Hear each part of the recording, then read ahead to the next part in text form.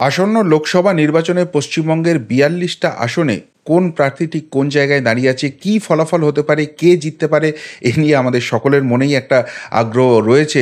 এবং শুধুমাত্র পশ্চিমবঙ্গ নয়, এবারে কিন্তু পশ্চিমবঙ্গের নজর গোটা ভারতবর্ষের রয়েছে, পশ্চিমবঙ্গের উপর নজর গোটা ভারতবর্ষের রয়েছে। আর সেই উপলক্ষে প্রার্থী ঘোষণার পর আমাদের সমীক্ষক দল ময়দানে নেমে পড়েছিল এবং একটি একটি করে বিধানসভা ধরে ধরে ৪২টি লোকসভারই ফলাফল তারা কিন্তু সামনে নিয়ে এসছে।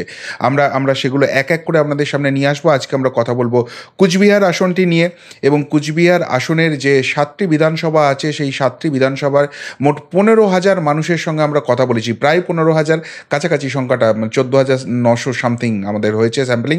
তো সেই ডেটার বেসিসে ঠিক কোন ফলাফল হয়েছে সেটা আজকে আপনাদের সামনে আমরা অবশ্যই করে নিয়ে আসবো। কিন্তু সেই সমীক্ষা দেখানোর আগে বিধিবদ্ধ সতর্কীকরণ হিসেবে বলে রাখতে পারি, এই সমীক্ষা কিন্তু কোনোভাবেই নির্বাচনকে প্রভাবিত করার জন্য নয়। এটা সম্পূর্ণ একটা বলতে পারেন পলিটিক্যাল অ্যানালিসিস আমরা করার চেষ্টা করেছি, সেটাই সামনে নিয়ে এসেছি। নির্বাচনের দিন কিভাবে নির্বাচন হবে, ঘোষণার দিন যেদিনকে গণনা হবে সেদিনকে কিভাবে হবে, তার উপর অনেক কিছু ডিপেন্ড করছে। কিন্তু এই মুহূর্তে দাঁড়িয়ে কুচবিহারবাসী কী ভাবছেন সেটাই কিন্তু একটি একটি করে বিধানসভা ধরে আপনাদের সামনে আজকে আমরা নিয়ে আসব। নমস্কার, প্রিয়বন্ধু মিডিয়ায় আপনাদের স্বাগত এবং আপনারা দেখছেন প্রিয়বন্ধু বাংলা, সত্যের সন্ধানে সর্বদা আমি শুদ্ধশীল। বন্ধুরা, কুচবিহার আসন, সেখান থেকে গতবার বিজেপির প্রার্থী নিশীথ প্রামাণিক তিনি কিন্তু জয়ী হয়েছিলেন। তো সেই নিশীথ প্রামাণিক তাকেই এবারেও আবার প্রার্থী করেছে, কিন্তু গতবারের ফলাফলটা ঠিক কী ছিল সেটা একটু আপনাদের জানিয়ে দিই। গতবার নিশীথ প্রামাণিক এখান থেকে ৫৪,২৩১ ভোটে মোট জয়ী হয়েছিলেন। এবারে বিজেপি এখানে কিন্তু সেই নিশীথ প্রামাণিকের উপরই ভরসা রেখেছে, তাকেই আবার দায়িত্ব দেওয়া হয়েছে এই কেন্দ্র থেকে পদ্ম ফোটানোর জন্য, এবং সেটা খুব স্বাভাবিকই ছিল, কেননা কেন্দ্রীয় মন্ত্রী আছেন তিনি এবং সেই অবস্থায় তিনি নির্বাচনে লড়ছেন। অন্যদিকে সিতায়ে যিনি বিধায়ক আছেন তৃণমূল কংগ্রেস, সেই জগদীশ চন্দ্র বর্মা বসুনিয়া, তার উপরে এবার ভরসা রেখেছে তৃণমূল কংগ্রেস নিশীথ প্রামাণিককে টক্কর দেওয়ার জন্য। বামেরাও এখানে কিন্তু প্রার্থী ঘোষণা করেছে এবং বামেদের হয়ে এখানে প্রার্থী হয়েছেন মাস্টারমশাই। সেই মাস্টারমশাইয়ের উপরই কিন্তু ভরসা রেখেছে নীতিশচন্দ্র রায়, তিনি কিন্তু এই কেন্দ্রে বামেদের ফরওয়ার্ড ব্লকের হয়ে দাঁড়াচ্ছেন। অথচ এই কেন্দ্রে কিন্তু বাম কংগ্রেস সমঝোতা হয়নি, কংগ্রেসও এই কেন্দ্রে প্রার্থী দিয়েছে। PR রায়চৌধুরী কংগ্রেসের হয়ে এই কেন্দ্রে প্রতিদ্বন্দ্বিতা করবেন। এবার এখানকার যে 7টি বিধানসভা আছে সেখানে 2019-এর ফলাফল ঠিক কী ছিল, 21-এর ফলাফল ঠিক কী ছিল, এবং তার পরিপ্রেক্ষিতে 24-এ কী সম্ভাব্য ফলাফল হতে পারে একটি একটি করে কথা বলবো। মাথাভাঙা, কুচবিহার উত্তর, কুচবিহার দক্ষিণ, শীতলকুচি, সিতাই, দিনহাটা এবং নাটাবাড়ি কেন্দ্র নিয়ে। প্রথমেই আমরা যে কেন্দ্রটির কথা বলবো সেটা হচ্ছে মাথাভাঙা কেন্দ্র। এই মাথাভাঙা কেন্দ্রে তৃণমূল কংগ্রেস 2019-এ 42% ভোট পেয়েছিল, বিজেপি পেয়েছিল 52% ভোট, বাম 3%, কংগ্রেস 1%। আচ্ছা, এখানে একটা কথা আপনাদের বলে রাখি, যদি সম্মিলিত ভোটের পার্সেন্টেজ আপনারা দেখবেন 100% হচ্ছেন না, কিন্তু এখানে কনফিউশন রাখবেন না। এখানে আমরা রাউন্ড ফিগারে ফার্স্টলি ভোটটা করেছি, নিয়ারেস্ট যে রাউন্ড ফিগার সেইটাকে আমরা ধরেছি। এবং 2 নম্বর কথা, এই মূল প্রতিদ্বন্দ্বীদের বাইরে কিন্তু অন্যান্য অনেক প্রার্থী থাকেন, অন্যান্য ছোট ছোট দলের নির্দল প্রার্থী থাকেন, তারা থাকেন, নোটা থাকে, সেই ভোটগুলোকে কিন্তু আমরা বাদ দিয়েছি। সেইগুলোর পার্সেন্টেজ যদি যোগ করেন তাহলেই কিন্তু 100% হবে, এবং সেই জন্যই কিন্তু এটা পুরো 100% দেখাচ্ছে না, তার কাছাকাছি সংখ্যাটা দেখাচ্ছে। যাই হোক, 2019-এর চিত্রটা এখানে বিজেপি লিড ছিল। এবার 2021-এ গিয়েও কিন্তু বিজেপি সেই লিড ধরে রাখে। তৃণমূল কংগ্রেস 41% ভোট পায়, বিজেপি 53% ভোট পায়, বামফ্রন্ট কংগ্রেস জোট এখানে 4%-এর কাছাকাছি ভোট পায়। এবার 2024-এ গিয়ে চিত্রটা কি দাঁড়াবে, এখানে আমাদের সমীক্ষা অন্তত ইঙ্গিত দিচ্ছে তৃণমূল কংগ্রেসের ভোট কিন্তু এই কেন্দ্রে কমতে চলেছে। অন্যদিকে বিজেপি ভোট বাড়াতে চলেছে এবং বামেরা 2%-এর কাছাকাছি ভোট পাবে এবং কংগ্রেস 1%-এর কাছাকাছি ভোট পেতে পারে। অর্থাৎ মাথাভাঙা কেন্দ্র থেকে মোট 45 থেকে 50 হাজারের মতো একটা লিড কিন্তু বিজেপি এই কেন্দ্র থেকে নিতে পারে।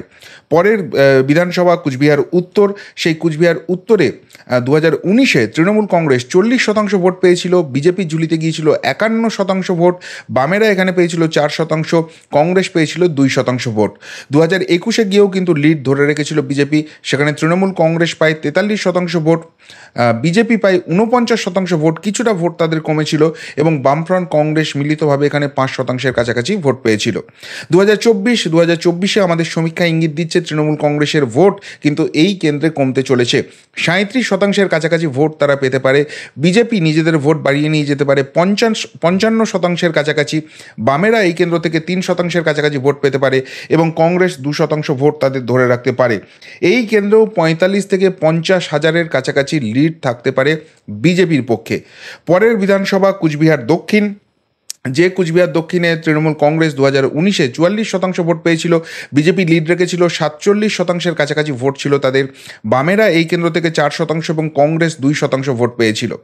মোটামুটি ফলাফলটা একই রকম ছিল। 2021-এ গিয়েও তৃণমূল কংগ্রেস এই 44%ই ভোট পেয়েছিল, বিজেপি 47%-এর কাছাকাছি ভোট পেয়েছিল এবং বামফ্রন্ট কংগ্রেসের জোট প্রার্থী এখানে 5%-এর কাছাকাছি ভোট পেয়েছিল। 2024-এ গিয়ে চিত্রটা কী দাঁড়াবে? 2024-এ গিয়ে আমাদের সমীক্ষা যা ইঙ্গিত দিচ্ছে, তৃণমূল কংগ্রেসের ভোট সামান্য হলেও কমছে, 41%-এর কাছাকাছি ভোট পেতে পারে তৃণমূল কংগ্রেস। অন্যদিকে বিজেপি 52%-এর কাছাকাছি ভোট পেতে পারে, তারা ভোট কিন্তু বাড়াচ্ছে এই কেন্দ্রে। বামেরা 3%-এর কাছাকাছি ভোট পেতে পারে এবং কংগ্রেস পেতে পারে 1%-এর কাছাকাছি ভোট। অর্থাৎ কুচবিহার দক্ষিণ যে আসনটি রয়েছে সেখান থেকেও বিজেপি পারে লিড করতে পারে, 20 থেকে 25 হাজারের কাছাকাছি লিড তাদের থাকতে পারে এই কেন্দ্র থেকে। পরের বিধানসভা শীতলকুচি, যে শীতলকুচি নিয়ে এখন প্রায়শই কিন্তু কন্ট্রোভার্সি বাড়িয়ে দিতে চাইছে শাসক দল তৃণমূল কংগ্রেস, সেই শীতলকুচিতে কিন্তু 2019-এ খুব সামান্য হলেও লিড ছিল তৃণমূল কংগ্রেসের। 47%-এর কাছাকাছি ভোট পেয়েছিল তারা, বিজেপির ভোট ছিল 46%-এর কাছাকাছি, বামেরা পেয়েছিল 3% এবং কংগ্রেসের ঝুলিতে গিয়েছিল 2% ভোট। 2021-এ গিয়ে কিন্তু ভোটে ধাক্কা খেয়েছিল তৃণমূল কংগ্রেস, তাদের ভোট কমে গিয়েছিল 44%, বা বিজেপি ভোট বাড়িয়ে নিয়ে চলে গিয়েছিল 51%, এবং বামফ্রন্ট কংগ্রেস জোট তারা 3% মিলিতভাবে পেয়েছিল। 2024-এ আমাদের সমীক্ষা যা ইঙ্গিত দিচ্ছে, এখানে তৃণমূল কংগ্রেসের ভোট কিন্তু আরও কমছে, শীতলকুচিতে কিন্তু আরও কিছুটা ভোট ক্ষয় হবে তৃণমূল কংগ্রেসের, তারা 41%-এর কাছাকাছি ভোট পেতে পারে। অন্যদিকে ভোট কিছুটা হলেও বাড়াচ্ছে বিজেপি, 53%-এর কাছাকাছি ভোট শতাংশ পৌঁছতে পারে তাদের দিকে। বামেরা পেতে পারে 2%, কংগ্রেসের ঝুলিতে যেতে পারে 1%। অর্থাৎ শীতলকুচি আসন থেকে কিন্তু 25 থেকে 30 হাজার ভোটের লিড থাকতে পারে বিজেপির পক্ষে। পরের বিধানসভা সিতাই, যে সিতাই থেকেই বিধায়ক আছেন জগদীশচন্দ্র বর্মা বসুনিয়া, যিনি তৃণমূল কংগ্রেসের প্রার্থী, তিনি কিন্তু এখানে বড় লিড দিয়েছিলেন তৃণমূল কংগ্রেসকে। 2019-এর নির্বাচনে 55% ভোট পেয়েছিল তৃণমূল কংগ্রেস, বিজেপি পেয়েছিল 39%, বামেরা 1% এবং কংগ্রেস 2%-এর কাছাকাছি ভোট পেয়েছিল। 2021-এ গিয়ে দেখা গেল তৃণমূলের ভোট ক্ষয় হচ্ছে, বিজেপি ভোট বাড়াচ্ছে, কিন্তু তা সত্ত্বেও এই কেন্দ্র থেকে জগদীশচন্দ্র বর্মা বসুনিয়াই জয়ী হন। 49% ভোট পায় তৃণমূল কংগ্রেস, বিজেপি পেয়েছিল 45% ভোট, বামফ্রন্ট কংগ্রেস জোট প্রার্থী এখানে পেয়েছিলেন 2% ভোট। 2024-এ আমাদের সমীক্ষা যে ইঙ্গিত দিচ্ছে তাতে দেখা যাচ্ছে সিতাই কেন্দ্রে কিন্তু হাড্ডাহাড্ডি লড়াই, কাঁটে কি টক্কর। প্রধান দুই দল তৃণমূল কংগ্রেস এবং বিজেপি দুজনেই 47%-এ গিয়ে দাঁড়িয়ে রয়েছে। অন্যদিকে বামেরা 1% এবং কংগ্রেস 2%-এর কাছাকাছি ভোট পেতে পারে। অর্থাৎ সিতাই বিধানসভার ক্ষেত্রে কিন্তু এই মুহূর্তে বলা সম্ভব নয় কারা লিড করছে, এবং লিড হলেও সেটা কয়েকশো বা কয়েক হাজার ভোটের লিডই হতে পারে। বড় কোনো লিড কোনো দল এই কেন্দ্র থেকে অন্তত পাচ্ছে না, আমাদের সমীক্ষা অন্তত সেরকমই ইঙ্গিত দিচ্ছে।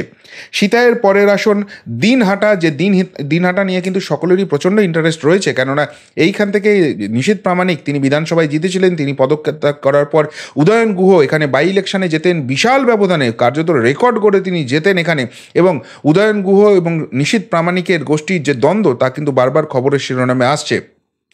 2019 সালে 43% ভোট পেয়েছিল তৃণমূল কংগ্রেস, বিজেপি লিড নিয়েছিল এই কেন্দ্র থেকে। 50%-এর কাছাকাছি ভোট পেয়েছিল বিজেপি, বামেরা পেয়েছিল 3% এবং কংগ্রেসের ঝুলিতে গিয়েছিল 2%। 2021-এ গিয়েও হাড্ডাহাড্ডি টক্কর আমরা দেখেছিলাম, মাত্র 57 ভোটে এখান থেকে নিশীথ প্রামাণিক জয়ী হয়েছিলেন। 47% ভোট পেয়েছিল তৃণমূল কংগ্রেস, বিজেপি ঝুলিতে গিয়েছিল 48%, মানে ওটা রাউন্ড ফিগারে এসেছে কিন্তু পার্সেন্টেজটা আরও একটু কাছাকাছি ছিল।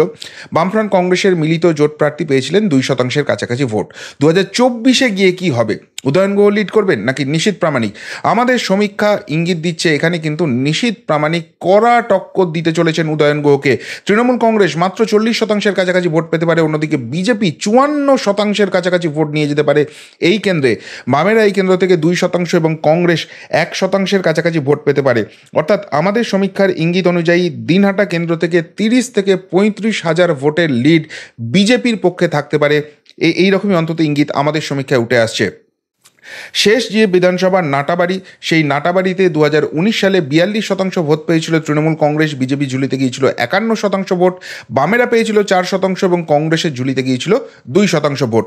2021-এ গিয়ে দেখা গেল তৃণমূল কংগ্রেস সামান্য ভোট ক্ষয় করছে, তারা 41%-এ নেমে এসছে, বিজেপি নিজেদের ভোটটা ধরে রেখেছে, 51%-এই তারা ভোট পেয়েছিল এবং বামফ্রন্ট কংগ্রেস যিনি জোট প্রার্থী ছিলেন তিনি 5%-এর কাছাকাছি ভোট পেয়েছিলেন। 2024-এ এই কেন্দ্রেও তৃণমূল কংগ্রেসের রক্তক্ষরণের ইঙ্গিতই আমাদের সমীক্ষা দিচ্ছে। 38%-এর কাছাকাছি ভোট পেতে পারে তৃণমূল কংগ্রেস, বিজেপি ভোট বাড়িয়ে নিয়ে যেতে পারে 56%-এর কাছাকাছি, বামফ্রন্ট এখান থেকে পেতে পারে 2% এবং কংগ্রেস প্রার্থী পেতে পারেন 1%। অর্থাৎ নাটাবাড়ি কেন্দ্র থেকেও কিন্তু 40 থেকে 45,000 ভোটে লিড পেতে পারে বিজেপি। আমাদের সমীক্ষা অন্তত সেরকমই ইঙ্গিত দিচ্ছে। এই তো গেল 7টি বিধানসভা ধরে ধরে কোন বিধানসভায় কি চিত্র হতে পারে। এবার সামগ্রিকভাবে লোকসভার চিত্রটা, কুচবিহার যে লোকসভা আসন রয়েছে তার চিত্রটা আমাদের সমীক্ষা অনুযায়ী কী ইঙ্গিত দিচ্ছে সেটা আপনাদের দেখাবো। 2019-এ তৃণমূল কংগ্রেস এখানে 44% ভোট পেয়েছিল, বিজেপি পেয়েছিল 48%-এর কাছাকাছি ভোট, বামেরা পেয়েছিল 3%-এর কাছাকাছি ভোট এবং কংগ্রেস পেয়েছিল 2%-এর কাছাকাছি ভোট। 2021 সালের যে বিধানসভা নির্বাচন হয়েছিল সেখানে দেখা যাচ্ছে তৃণমূল কংগ্রেস নিজেদের ভোটটা মোটামুটি সেই একই ধরে রেখেছে, 44%-এর কাছাকাছি ভোট পেয়েছিল তারা। বিজেপি সামান্য ভোট বৃদ্ধি করেছিল, 49% পৌঁছে গিয়েছিল এবং বামফ্রন্ট কংগ্রেসের সামান্য শক্তিক্ষয় হয়ে 4%-এ তারা নেমে এসেছিল। এমনিতেই খুব একটা পজিটিভ জায়গায় বাম কংগ্রেস ছিল না। এবার 2024-এ আমাদের সমীক্ষা ইঙ্গিত দিচ্ছে তৃণমূল কংগ্রেস এখানে কিন্তু ভোট ক্ষয় করছে, 4%-এর কাছাকাছি তাদের লস দেখাচ্ছে এখানে। তৃণমূল কংগ্রেস সার্বিকভাবে এখানে 40%-এর কাছাকাছি ভোট পেতে পারে। অন্যদিকে বিজেপি কিন্তু নিজেদের ভোট অনেকটা বাড়িয়ে নিতে পারে, প্রায় 54%-এর কাছাকাছি বা 54%-এর সামান্য বেশি ভোট কিন্তু নিশীথ প্রামাণিকের পক্ষে এখানে যেতে পারে। অন্যদিকে বামেরা এখানে মোটামুটি 2%-এর কাছাকাছি ভোট পেতে পারে এবং কংগ্রেস নিজেদের ঝুলিতে 1% মতো ভোট নিয়ে আসতে পারে। অর্থাৎ সার্বিকভাবে দেখা যাচ্ছে এখানে কিন্তু অনেকটাই গ্যাপ থাকতে চলেছে তৃণমূল কংগ্রেস এবং বিজেপির জয় পরাজয়ের মধ্যে, প্রায় 14%-এর গ্যাপ চলেছে। ফলে খুব স্বাভাবিকভাবেই নিশীথ প্রামাণিক আবারও জিততে পারেন এই কেন্দ্র থেকে, এমনই ইঙ্গিত আমাদের সমীক্ষায় উঠে আসছে, কিন্তু এবারে তিনি জয়ের ব্যবধান অনেকটাই বাড়িয়ে নিচ্ছেন। আমাদের সমীক্ষা ইঙ্গিত দিচ্ছে এই কেন্দ্রের প্রবাবেল উইনার হচ্ছেন, সম্ভাব্য বিজয়ী হচ্ছে বিজেপি নিশীথ প্রামাণিক খুব সম্ভবত এই কেন্দ্র থেকে দ্বিতীয়বারের জন্য এমপি হতে চলেছেন এবং এক্ষেত্রে কিন্তু তার জয়ের ব্যবধান অনেকটাই বাড়বে 2019 থেকে। এবারে তিনি 2,10,000 থেকে 2,30,000 ভোটে এই কেন্দ্র থেকে জয়ী হতে পারেন। আমাদের সমীক্ষা কিন্তু সেরকমই ইঙ্গিত দিচ্ছে। অর্থাৎ কুচবিহার কেন্দ্রে এবারও পদ্ম ফুটতে পারে, এবার কিন্তু কোনো সারপ্রাইজের কোনো ব্যাপার থাকছে না, আমাদের সমীক্ষা অন্তত সেরকমই ইঙ্গিত দিচ্ছে। এবার আপনারা যারা কুচবিহারবাসী তারা কিন্তু অবশ্যই করে জানাবেন যে সত্যিই এটা বাস্তবের কতখানি কাছাকাছি সমীক্ষা, বা আপনাদের এলাকায় কোথায় কি পজিটিভ কোথায় কি নেগেটিভ পয়েন্ট রয়েছে, তাহলে সেটা অবশ্যই করে আমাদের এক্সিট পোলের ক্ষেত্রে কিন্তু আসল খবরটা নিয়ে আসতে অনেক সাহায্য করবে। তবে এই ওপিনিয়ন পোল, আবারও বলছি, এটা কিন্তু নির্বাচনকে প্রভাবিত করার জন্য নয়, একটা সার্বিকভাবে এটা একটা পলিটিক্যাল অ্যানালিসিস, একটা রাজনৈতিক বিশ্লেষণমূলক করার আমরা চেষ্টা করেছি এবং অবশ্যই মানুষ নিজের পজিটিভ এবং নেগেটিভ দিকগুলো দেখে নিজের পছন্দের প্রার্থীকে ভোট দেবেন এই আশাই রাখবো। তবে সার্বিকভাবে যে ফলাফল আমরা দেখালাম বা যে ইঙ্গিতটা আমাদের সমীক্ষা অন্তত দিচ্ছে তা বাস্তবের কত কাছাকাছি সেটা আপনাদের মতামত থেকে জানার জন্য অধীর আগ্রহ রইল। যদি বাস্তবের থেকে দূরে হয় বা বাস্তবের কাছাকাছি যেটাই হোক না কেন, অবশ্যই করে আপনাদের মূল্যবান মতামত কমেন্ট বক্সে কমেন্ট করে জানাবেন। এখনকার মতো এখানেই শেষ করলাম, ফেরত আসছি নতুন প্রতিবেদন নিয়ে খুব তাড়াতাড়ি। ভালো থাকবেন, সাথে থাকবেন, পাশে থাকবেন। নমস্কার।